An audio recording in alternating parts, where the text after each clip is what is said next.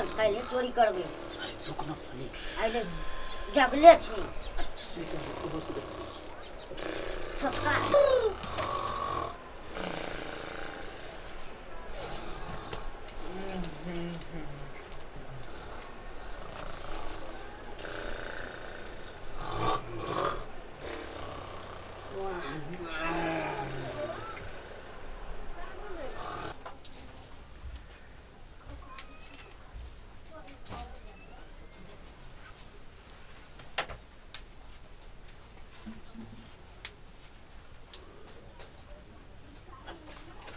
हम ले भाई न हम ले वो तो फाट भाई हम ले वो ले ना हम ले ये मान तो वो तो फाट ये हम ले ये हम ले वो ले ना ये हम तो अब ये लो नहीं हम ले भाई तू वो तो फाट भाई तू को चलना होता हम ले भाई तू ले हम ले नहीं हम ले भाई वो तो फाटा हे हम ले भाई नहीं हम नहीं दो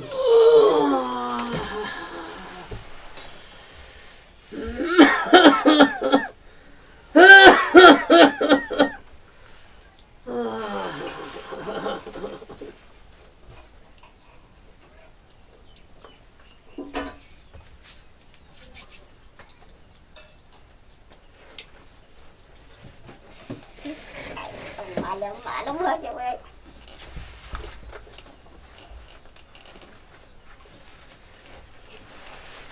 हम ले भाई तू ले हे तेरा नहीं तो वो सब फाटा नहीं हे तेरा नहीं तो तू छोटी हम लोग का चल ले चल नहीं हम लोग का चल जेबे तेरा उठा लेबे माथा पर ना का चल जेबे हम ना के लोग उनका देख लो तो लोग नहीं देखते ओना को हम लॉज बना को तो ई दते हमरा नहीं हे देखी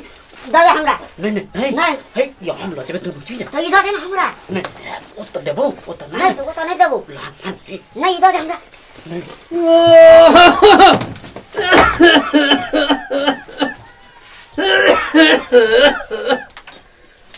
साथ हे मालिक जानी हो ऊपर वाला तू ही जानी हो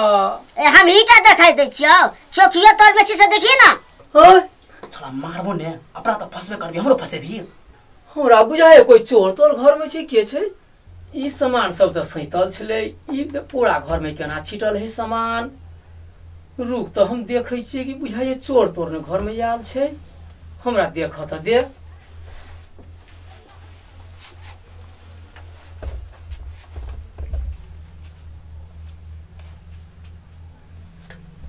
हम तो छोड़ा सबके बजबै छियै हम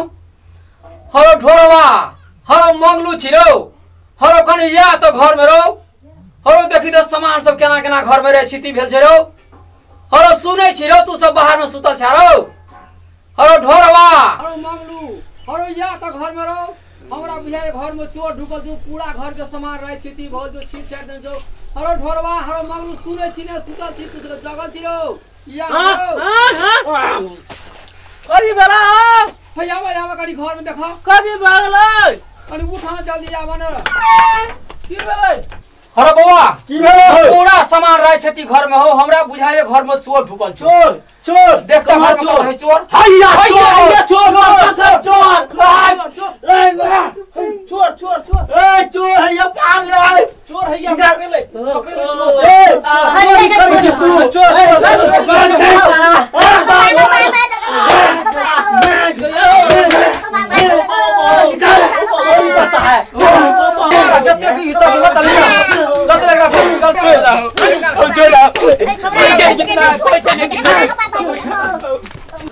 नमस्कार दर्शक